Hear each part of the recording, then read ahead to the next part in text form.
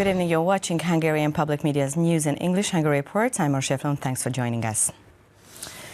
The Center for Fundamental Rights is launching a research on the past 10 years of the Orbán government's. Director Miklós Santos said that unlike in previous cases, this half-year-long program and a series of studies would try to analyze the 10-year period from the perspective of sincerity, courage and pride.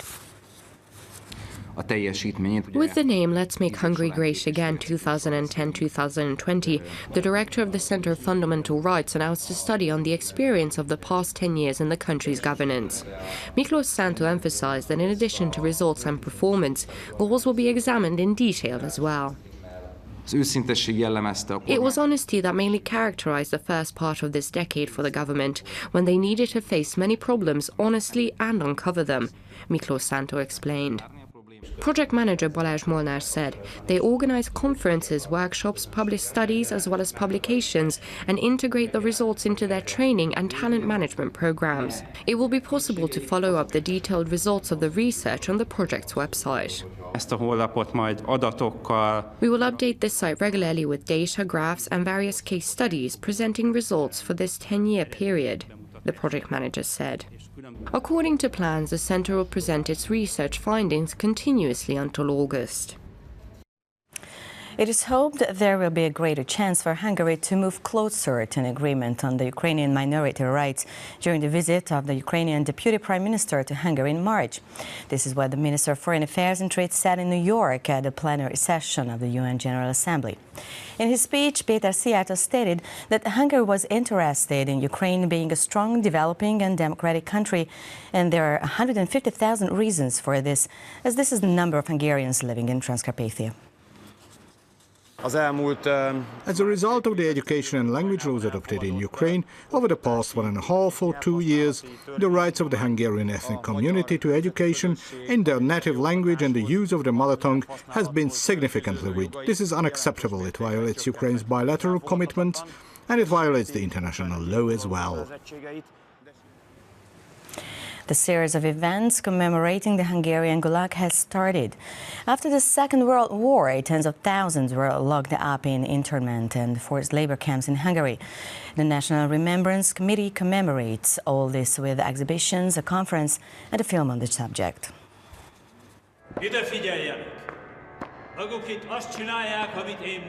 This is an excerpt from the movie We Are the Enemy of the System, Communist Camp World in Hungary. The 15-minute-long film shows the story of labor camps after 1945, the deportation of families from Budapest in 1951. The National Remembrance Committee created the film for the 70th anniversary of the establishment of the forced labor camp in Decsk. The committee also plans a year-round commemoration series. Primarily, we would like to take the exhibition to schools, museums and community centers, always through discussions with the opportunity to exchange views and by showing personal stories, the chairman said. On the opening conference of the event series, the head of the Prime Minister's office emphasized it's important to continue doing research and to phrase the message of the past for the new generation. Our goal is to raise the awareness of the Hungarian public of the events of one of the most tragic periods in our history, to know about the Gulag, the camp system established and operated by Hungarian communists to break Hungary, to take vengeance on the system's enemies, to punish the innocent, Gergely Gulyás said.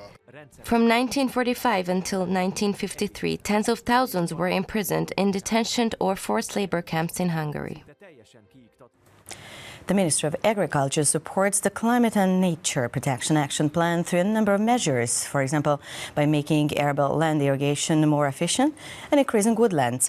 By 2030, irrigated areas will be expanded to 4,000 hectares, and the size of forests will be increased by 27% as well. Meanwhile, the Ministry of Innovation and Technology is awaiting the ideas of undergraduates on how to prevent and reduce illegal landfilling within the framework of a program.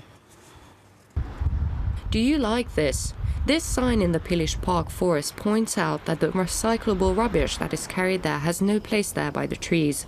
And this is only the top of the iceberg.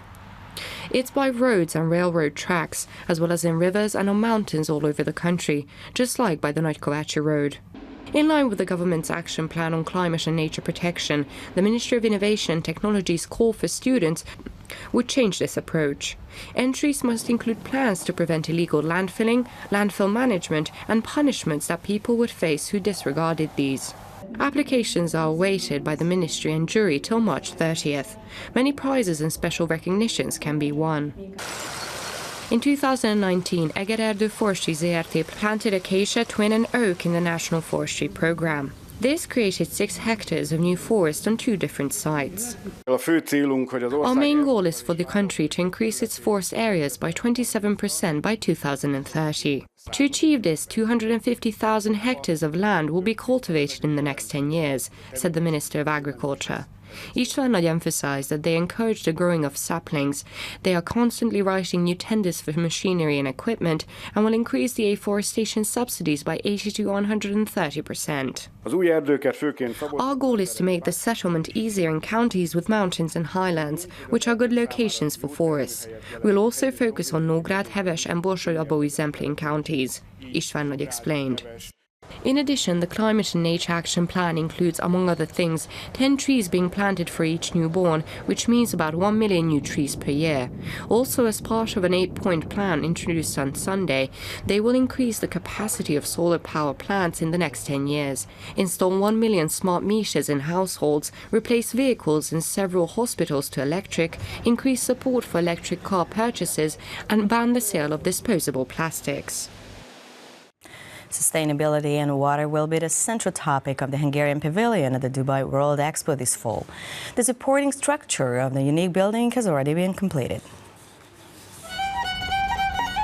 The bouquet was lifted onto the Hungarian pavilion by a crane accompanied by a violin solo at the venue of the World Expo in Dubai. This means the frame of the exhibition center, built in organic style, was completed. This is how the extraordinary wood frame building will look like, consisting of an inner dome and the outer layer surrounding it.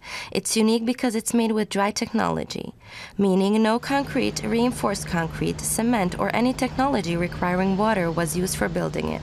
According to the architect, this was another reason they chose wood as the main building block.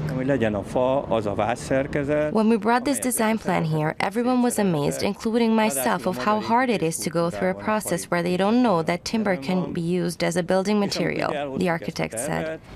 The experts consider Hungary's participation in the Expo as a unique opportunity from touristic, economic and diplomatic aspects as well. We bring Hungarian innovations, Hungarian knowledge in the water industry, healthcare and electromobility fields or in agricultural solutions, Szabolcs Takács said. The central theme of the Hungarian exhibition will be water. Inside the building there will be an exhibition which aims to show Hungary's exceptional medicinal, mineral and thermal water treasures, along with promoting the tourist destinations related to them. The Expo 2020 Dubai will take place from the 20th of October until the 10th of April in 2021. According to plans, there will be Hungarian-themed days in the March of 2021 at the World Exhibition, where Hungary's history, traditions, natural treasures and culture will get special attention.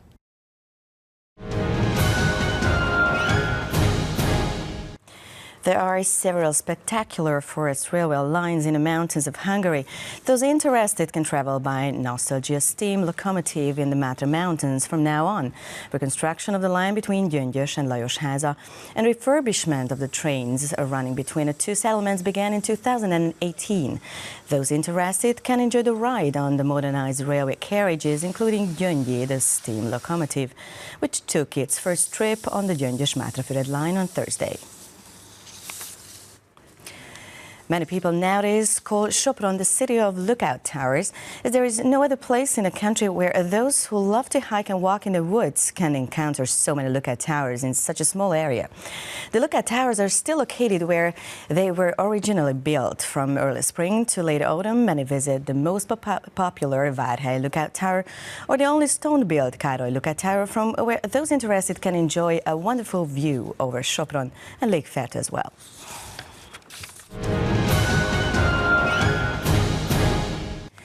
And that's all for now, but we'll be back tomorrow night at around the same time, and you can catch English news online as well. Please stay tuned for our other foreign language news broadcasts. Thanks for watching. Take care. Good night.